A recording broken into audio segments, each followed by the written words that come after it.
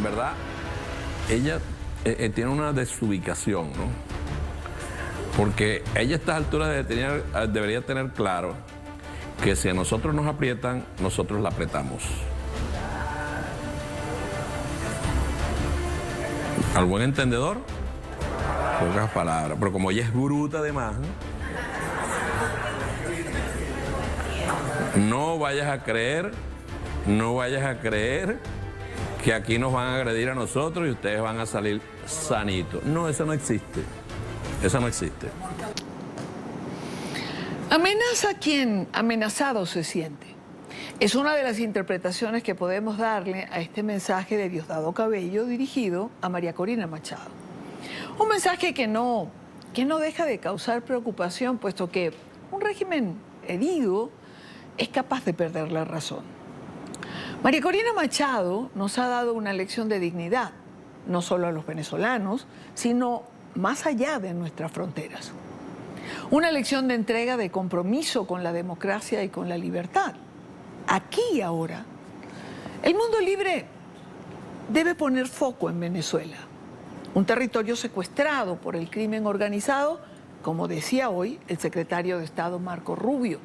Y es desde allí, desde ese submundo de la delincuencia, desde las mafias que han crecido amparadas por el poder mismo, que se amenaza a una mujer que desde la clandestinidad está dando la cara por todos aquellos que creen en los valores que nos han permitido vivir en civilidad y no en barbarie.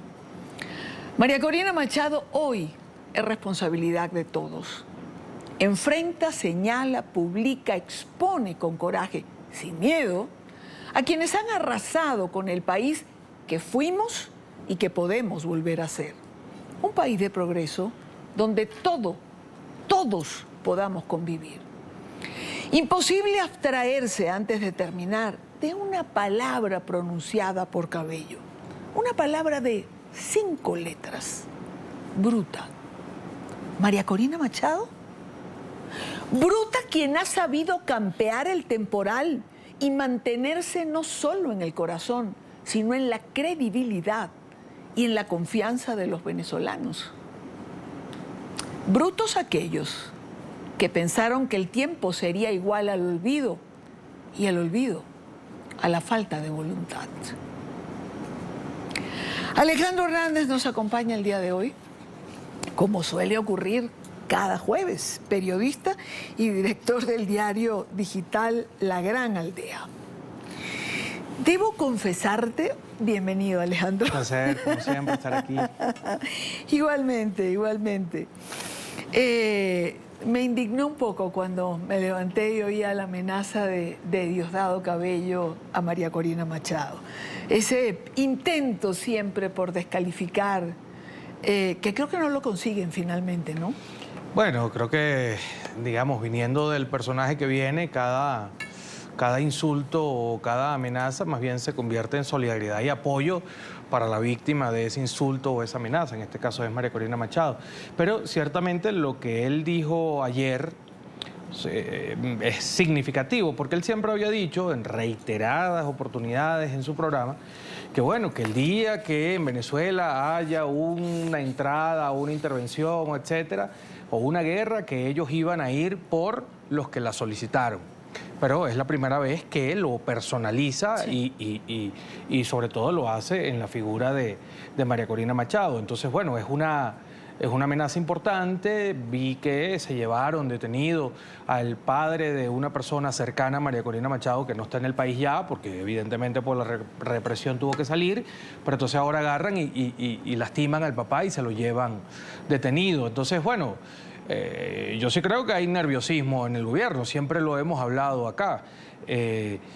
Lo que está pasando en el Caribe nunca había ocurrido. ¿Cómo va a terminar? No lo sabemos, pero evidentemente genera presiones, genera incomodidad, genera paranoia y bueno, se refleja pues en este tipo de declaraciones, en este tipo de programas y en la forma que está teniendo el gobierno de abordar este tema. A mí siempre me ha llamado la atención, ellos que son muy valientes, ¿no?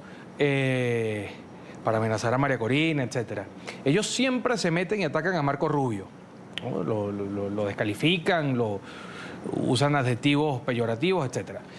Pero con Trump le siguen diciendo presidente Trump. Ellos, o sea, los jerarcas del régimen, pero también sus lacayos comunicacionales, ¿no? Que por lo general son bastante groseros y bastante desfachatados. Pero a Trump ni con el pétalo de una rosa, porque bueno, juega un poco o les genera cierto temor esa imprevisibilidad de Trump a la hora de tomar decisiones, y bueno, supongo que es que no lo quieren alterar, ¿no?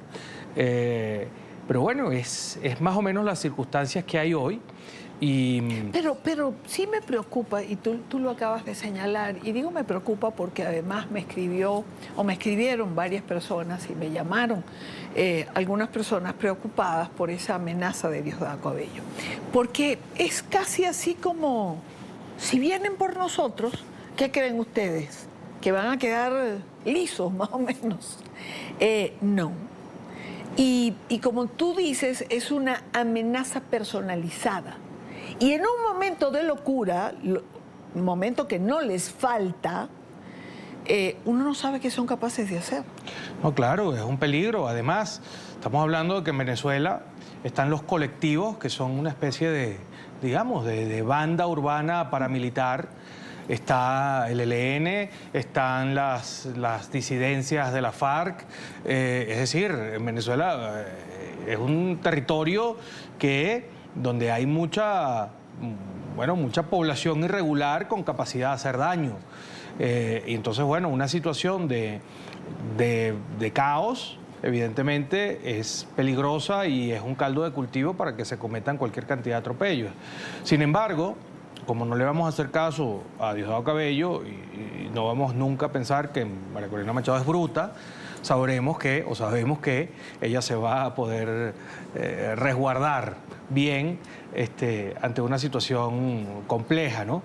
Pero sí creo que no hacía falta poner esa amenaza públicamente, y mucho menos tratándose de una mujer, ¿no? Porque suena hasta cobarde eso, ¿no? ¿Por qué te vas a meter así con una mujer que sabes que está en la clandestinidad, porque tú la persigues, porque te has metido con su mamá, porque que está sola? En fin. O sea, Pero además, por otra parte, es como igual reconocer su liderazgo, ¿no? Porque sí, al final es con ella directamente, ¿no? Sí, bueno. Y al ser con ella directamente es reconocerle el liderazgo que tiene en la circunstancia actual. Sí, completamente, pero es que tanto él como todos los laboratorios de comunicación, guerra sucia, etcétera, que tiene el chavismo, bueno, la primera víctima de todo eso siempre es ella, y a quienes le atribuyen todas las mentiras que viven diciendo, pues es a ella. Y bueno, yo creo que no tiene sentido, Vidania, no reconocer que María Corina Machado en este momento es la cabeza de la lucha democrática en el país y el factor determinante a la hora de tomar decisiones. O sea, eso lo ha tenido que reconocer el chavismo, la propia oposición, la comunidad internacional y todo el mundo, porque bueno, ha quedado evidenciado que ella hoy es la cabeza de la oposición en Venezuela. Sí, aunque a muchos les duela, ¿no? Esto produjo, por cierto, y comenzaron a colocar en redes sociales en horas de mediodía, creo que pasadas las 12 del mediodía, 1 de la tarde, congresistas en Estados Unidos comenzaron a reaccionar. La primera en hacerlo fue María Elvira Salazar, quien respondió directamente a Diosdado Cabello. Diosdado Cabello, ni se te ocurra tocar a María Corina Machado. Estados Unidos y el mundo entero está mirando. Si algo le pasa, tú y tus cómplices no tendrán dónde esconderse y la ira de Dios caerá sobre ti como un trueno. Otro pronunciamiento fue el del congresista republicano Mario Díaz Balar. Los que piensen que pueden agredir al liderazgo legítimo y electo por los venezolanos, que sepan que sufrirán las más severas consecuencias. María Corina Machado es la nueva libertadora de Venezuela y el país será libre gracias a la perseverancia y valentía de venezolanos como ella. También la reacción del congresista republicano Carlos Jiménez. María Corina Machado nos inspira a todos a seguir luchando, mujer valiente, incansable, profesional, digna representación de la Venezuela decente y honrada que volveremos a tener cuando se acabe toda esta pesadilla. La noche no será eterna. Son congresistas por el estado o representantes por el estado de la Florida, los locos, ¿no? Así los calificaron Sí, desde el régimen en días pasados. No son tan locos, ¿ah? Evidentemente, lo que muestra esto, y por eso lo compartía con ustedes, es que la preocupación es real. Es decir, esa amenaza de Cabello produce una respuesta porque evidentemente hay una preocupación, pero también una advertencia del otro lado. Sí, bueno, y es que el tema de Venezuela durante los últimos días ha sido, bueno, noticia importante en Washington. Hemos visto cómo desde el presidente Trump para abajo, pues en todas las intervenciones públicas y ruedas de prensa ha habido preguntas sobre el tema de Venezuela, mucho más del incidente, después del incidente de la operación en el Caribe con el barco que llevaba a los presuntos narcotraficantes que mencionaron. Nada, en Washington se han prendido las alarmas y hay obviamente observación sobre todo lo que está pasando en Venezuela. Además, recordamos que, aunque no sabemos cómo va a terminar, como habíamos hablado, y hemos hablado en este espacio varias veces, ciertamente Estados Unidos ha centrado en Venezuela o ha antagonizado con Venezuela en este conflicto y ha justificado esta operación que hay en el Caribe, bueno, debido a, sobre todo, el tráfico de droga que sale desde Venezuela. Al final, el asunto de la lancha, si bien es cierto, no es un indicativo de ninguna acción dentro de Venezuela o el paso previo a, bueno, también es cierto que es un cumplimiento o es una demostración del cumplimiento de lo que ellos dijeron que iban a hacer, es decir, van a luchar contra el narcotráfico, van a cercar a los cárteles que operan entre el Caribe y Estados Unidos y bueno, supongo que la operación forma parte de esto. Que la operación tiene todavía cosas que no son claras, que hay que, bueno, sí, supongo que desde el periodismo y la investigación poco a poco se irán conociendo cosas. Tú hace minutos entrevistabas a Rona Rísquez, que es una periodista informada de este asunto, y bueno, ella ha dado algunos detalles que hasta ayer no se conocían, pues, ¿no? Diciendo que, bueno, sí, eran las personas que iban en el barco, partieron desde Venezuela y bueno, en efecto llevaban estupefacientes y todo lo demás. Entonces, bueno, es una situación que está en desarrollo. ¿Tú qué crees? Es decir, le comentaba yo a Rona hace unos minutos en la primera parte del programa que en el transcurso de la semana pasada y lo que va de esta semana hemos tenido la oportunidad de conversar con diferentes analistas, buscando tener ideas de qué es lo que puede pasar. Nadie tiene una idea clara. Nadie descarta que pueda haber una operación militar.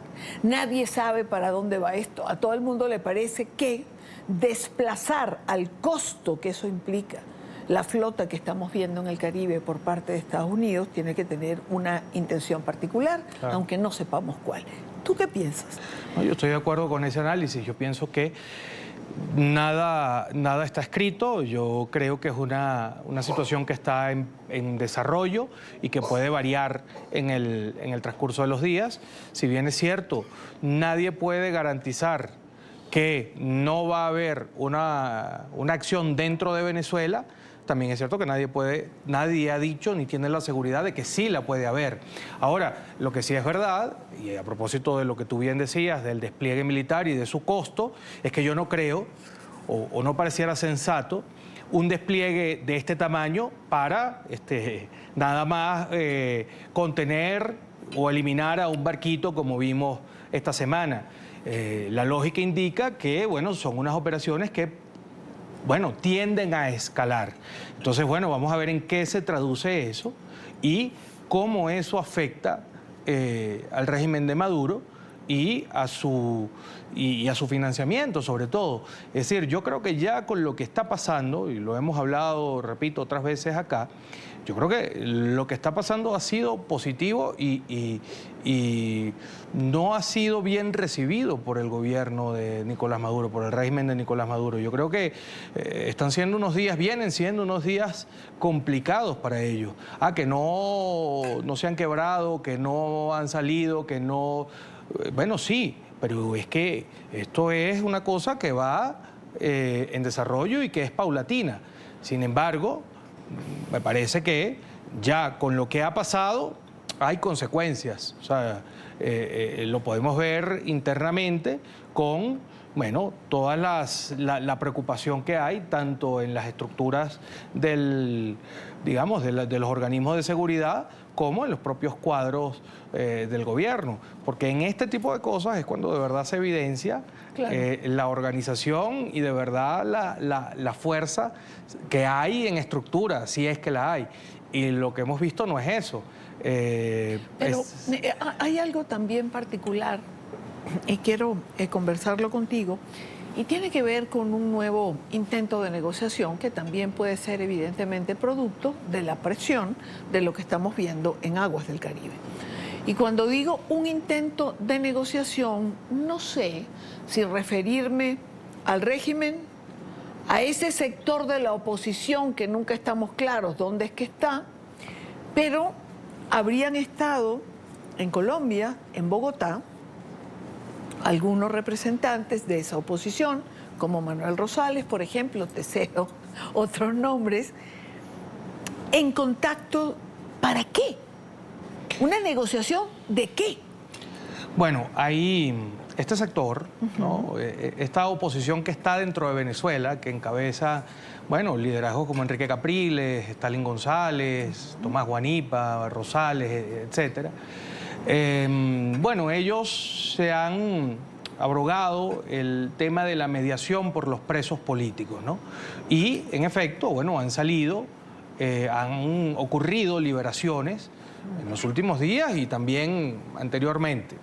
El asunto es que esas gestiones, creo que la idea que manejan es que se traduzca en algo más, ¿no? Y que poder convertirse ellos en una especie de interlocutores con el gobierno en una nueva negociación en función de, bueno, vaya usted a saber, porque como es costumbre en estos casos no hay información. Que Estados Unidos ceda en algo para que ellos se abroguen el conseguir la libertad de presos políticos. Bueno, el problema es que la utilización de los presos políticos... Sí, claro, son monedas de cambio, ¿no? Es muy terrible en Venezuela y digamos que es una de las cosas, yo creo, más crueles que ha hecho el gobierno nacional, el régimen de Maduro, pero mal haría un sector de la oposición en actuar de forma similar, ¿no?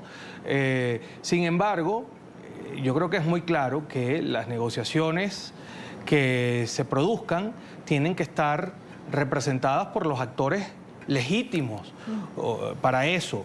Y evidentemente la delegación opositora o los actores opositores legítimos para eso, en primer lugar, son Edmundo González y María Corina Machado. Y bueno, los que ellos decidan que serán sus representantes allí.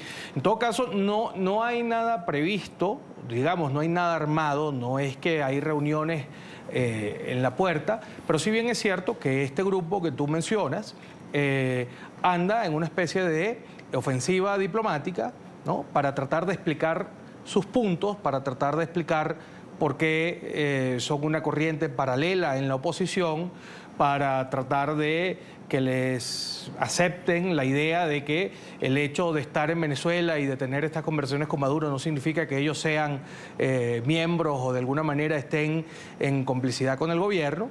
Bueno, y en eso están. Entonces, bueno, han tenido una primera parada aquí, probablemente van a tener una próximamente en Europa y lo que buscan es esto, pues ser como una especie de interlocutores. ¿Tú crees, Alejandro, que una negociación es posible con el régimen de Maduro? Yo creo que una negociación sin una presión creíble de verdad, o sea, en mi humilde opinión, Maduro no va a sentarse a negociar nunca en serio si no siente que tiene, bueno, es una metáfora lo que voy a decir, si no siente que tiene una pistola en la cabeza. Lo digo de manera metafórica. Entonces, hasta que eso no ocurra, nunca va a haber una negociación de verdad, porque como lo hemos dicho en otras oportunidades, él no está dispuesto a ceder el poder, ni a compartirlo, ni a alternarse con nadie. Esa gente que está en Venezuela atornillada en el poder, y de ahí no van a salir hasta que no sean forzados, hasta que no se vean forzados a hacerlo. Entonces, todas esas tesis de que si viene una persona que pueda establecer garantías y que sea una persona potable y que sea una persona que no sea radical y que sea una persona que no sea María Corina Machado, ahí sí van a entregar y ahí sí van a sentarse, eso es mentira, y el gobierno de nuevo va a burlarse de esa iniciativa, se va a oxigenar y va a ganar tiempo. Así que para mí la única forma de que Maduro de verdad se tome en serio una negociación es que la comunidad internacional presione hasta el fondo y Maduro no le quede otra que sentarse y abordar unos términos. Hagamos una pausa en esta parte del programa y yo regreso con Alejandro Hernández. Hay algunos puntos que todavía me quedan, porque cuando me hablan de negociación me da una especie de urticaria. ¿Pero por qué? Porque ¿cómo negociar con alguien que día tras día continúa llevándose venezolanos a las mazmorras de la... Ya no sé si es dictadura, no lo es. No es un régimen, como decía hoy Marco Rubio, simplemente un grupo criminal que ha secuestrado un territorio con el único fin de enriquecerse y con el único fin de ejercer el narcotráfico como lo están ejerciendo en este momento, por más que intenten negarlo cotidianamente. Hablemos también de que Perú, el Congreso de Perú, ha aprobado que el Cártel de los Soles tenga también una nueva clasificación. Así que no dejo ir a Alejandro, hagamos la pausa y ya venimos. Seguimos con más de la tarde de hoy, tarde de jueves, ya por terminar la semana. Alejandro Hernández nos acompaña hoy en estudio y siempre quiero aprovecharlo un poco más. Y hablábamos de algo que quiero retomar para pasar a otro tema. Y es que Alejandro decía que Maduro nunca va a sentarse a negociar si no siente una presión real sobre él. Mi pregunta va en el sentido, si todo este despliegue que Estados Unidos está haciendo en el Caribe, si todo lo que está ocurriendo llegase a ser una presión real para Maduro, dado que nadie sabe cuál va a ser el curso de los acontecimientos, quería unir eso con este sector de la oposición que fue a Colombia a intentar plantear una negociación, asumo que con Estados Unidos, de sentirse Maduro absoluta y totalmente presionado, pues no va a ser con este sector que va a negociar. Bueno, este sector que tú mencionas, Maduro está muy interesado en que sea su interlocutor. Sí, claro, por supuesto. Pero la verdad es que los interlocutores válidos para negociar con Maduro una transición, insisto, tiene que ser, bueno, el señor presidente electo, Edmundo González, María Corina Machado y la Plataforma Unitaria, que son, bueno, los representantes y la entidad, pues, digamos, que representa a la oposición mayoritaria en el país. Esto de Capriles y su grupo, como te digo, ha nacido alrededor de las gestiones humanitarias hacia los presos políticos y bueno, la intención de ellos es trasladarla hacia una negociación política. Sin embargo, más allá de que sea la intención de ellos y el gobierno quiera fortalecerlos a ellos para que sean interlocutores, porque les conviene, porque están allá en Venezuela, porque probablemente tienen cómo ejercer la expresión, yo no veo cómo eso pudiera pasar, porque, insisto, los representantes claro, de la oposición son otros. Ahora, Idania, yo también te digo una cosa, esto de la presión que tú decías en el Caribe, no saquemos las cosas de contexto, es decir, quedándose ahí como están y atrapando barquitos, lanchas con droga, etcétera, Maduro no se va a quebrar ni va a salir. Que ahorita hay una paranoia, como hablábamos hace un minuto, que ahorita están preocupados, que todo el mundo está digamos, alerta porque no se sabe Por qué eso puede dije- decidir Trump, es una cosa. Si Pero esto- llegara, por eso lo dije. Exactamente. No, no lo digo por lo que tú Sí. dices, sino porque siempre trato de que las expectativas aterrizar las cosas. las manejemos correctamente para no convertir, como hemos dicho también, una cosa que es un avance en una frustración.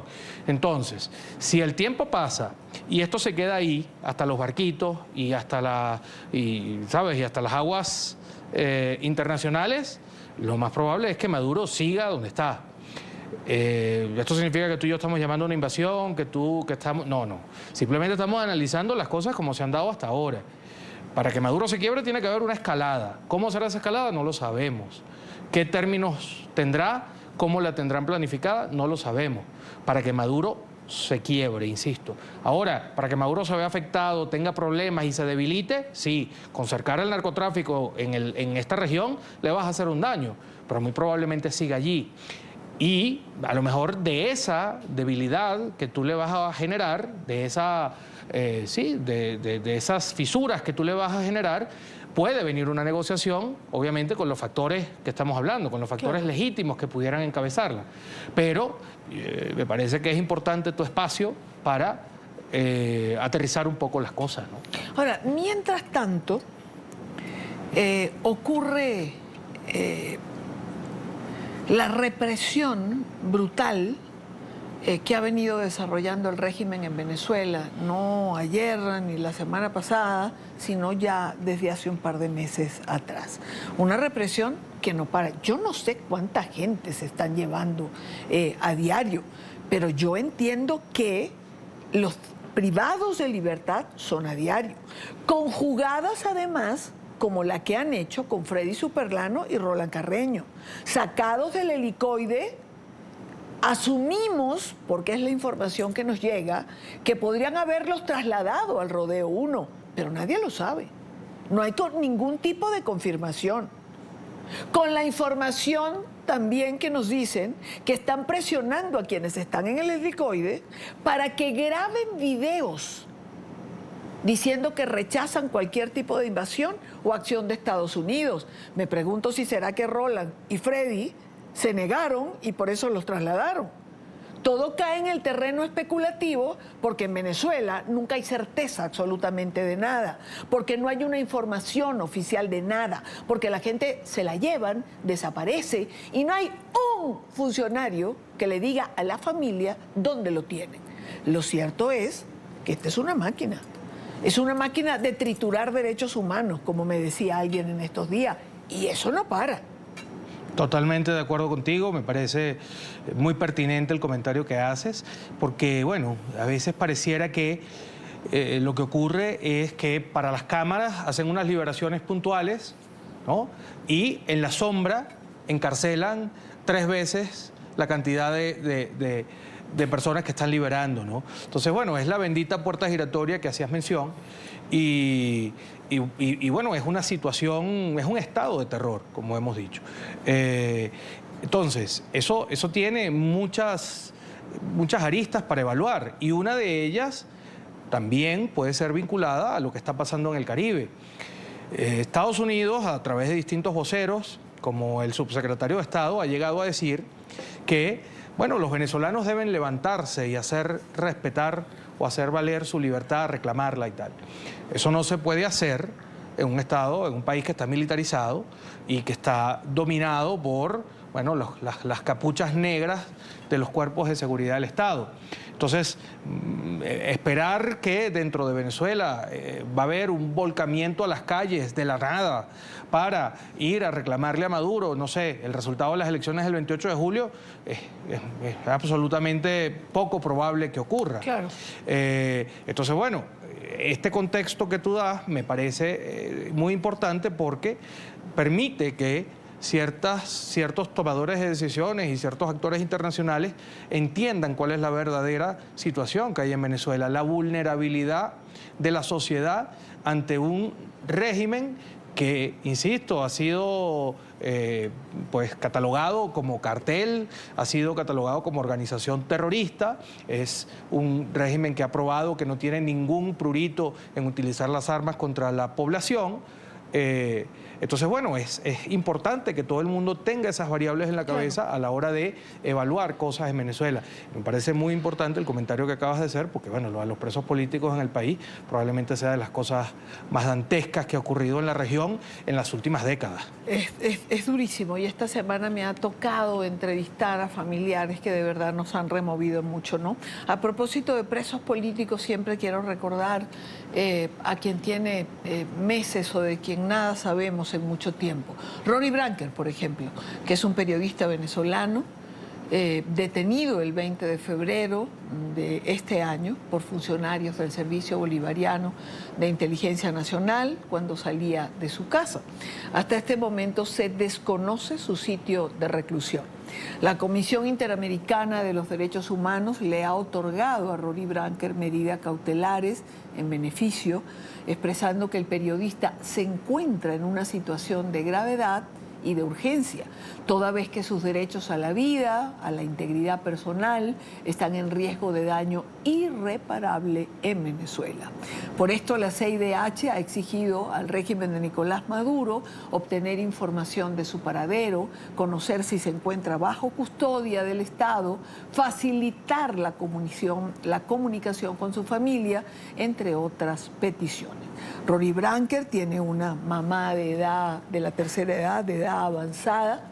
Él vivía con ella, era el que se encargaba de atenderla, y por eso Rory nunca había salido del país.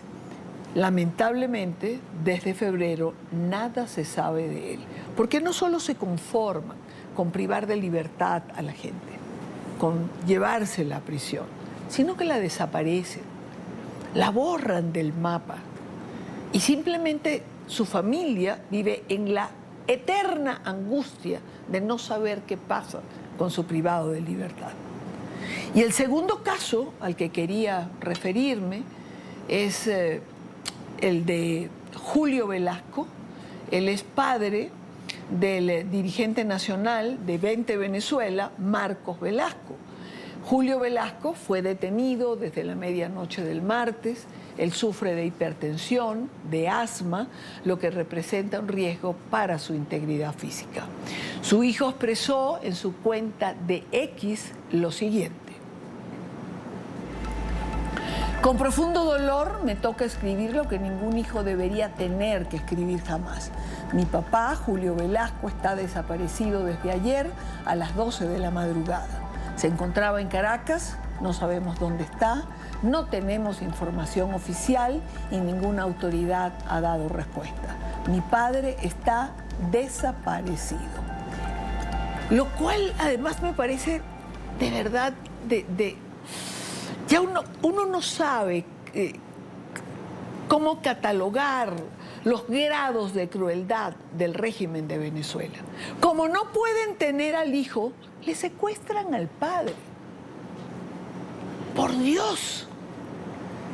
Y tenemos que soportar a Maduro frente a las cámaras pidiendo que la ONU intervenga y que hable con Estados Unidos por todo este despliegue del Caribe. ¿Y quién habla? Por los presos venezolanos. Bueno, son muchas las voces que se levantan. Oídos sordos, porque no les importa, porque hacen a diario como que no existen.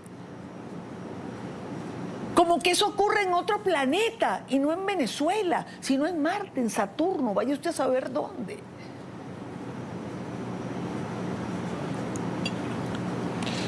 Quisiera yo siempre poder hablar en otro tono cuando hablo de los presos políticos, pero me cuesta, porque la crueldad es absoluta. Tú conoces a Rory, yo conozco a Rory, es nuestro colega periodista. No hay derecho a que su madre pase por lo que está pasando. Ojalá el presidente colombiano, Gustavo Petro, pueda escuchar estas reflexiones que estás haciendo, porque Petro ha sido uno de los que se ha especializado en, digamos, en disminuir, justificar todas estas acciones que ha ejercido y ejecutado el régimen venezolano. Entonces sería bueno que, así como también aboga por el cese de la presión a Maduro, sería buenísimo que también dedicara una palabra para los presos políticos que hay en Venezuela. No existe. Incluso El presidente también Petro detenidos colombianos que hay. Claro, 38. Tuve a 2 esposas esta semana compartiendo con nosotros aquí y no hay forma ni manera.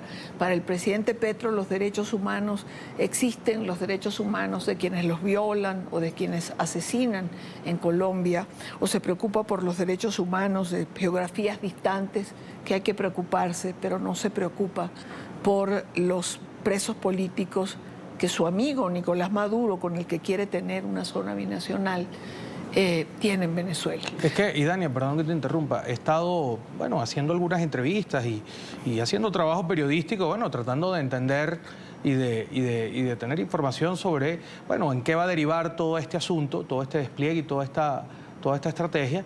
Y, pues, actores importantes resaltan la importancia que tienen los países vecinos, claro, ¿no? Como obviamente Brasil, sobre todo Brasil y Colombia, la importancia que tienen en este tipo de situaciones.